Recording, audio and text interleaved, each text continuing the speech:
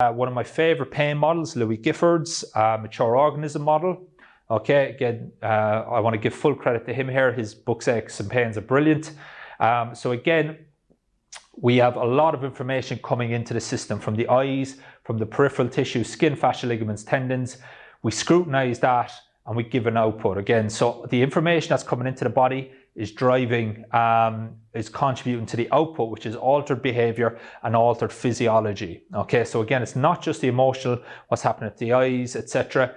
Some of it also can be coming from the bottom up, so to speak, or the peripheral tissue. So it's not all about that. So when we get into that stressful situations, we essentially hyperventilate or increase the respiratory rate.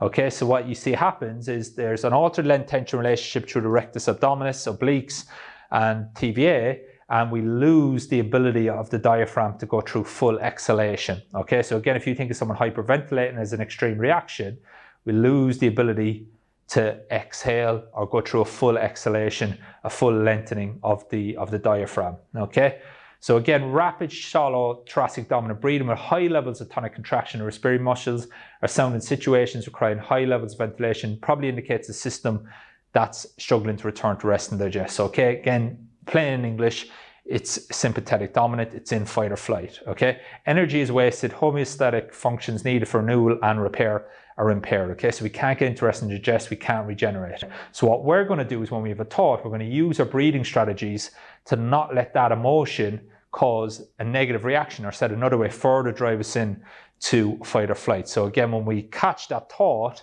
we can bring ourselves into the present moment with a lot of the breathing exercises that you're going to learn in the next few videos. Okay, so fluoroscopic studies have shown in situations of emotional stress, the diaphragm shows signs of hypertonicity and becoming flattened and immobile. So said another way, when we're stressed, we lose the ability to lengthen our diaphragm. Okay, so again, we need that ability to lengthen our diaphragm for rib cage retraction and rotation. If you have an elevated rib cage and a protracted rib cage, you try to rotate, a lot of that movement's going to be coming from your low back. If we can depress the rib cage, lengthen the diaphragm, a lot of that rotation now is going to be coming from the abdominals because they're in a much better length tension relationship. Okay, so again, very, very important. Let's have a look at a sign of extreme stress. That little dink. Okay, you might have seen this before. Again, we can see that diaphragm contracting under very, very high levels of stress. Okay, almost life or death this. Okay, not quite, but very, very close to it.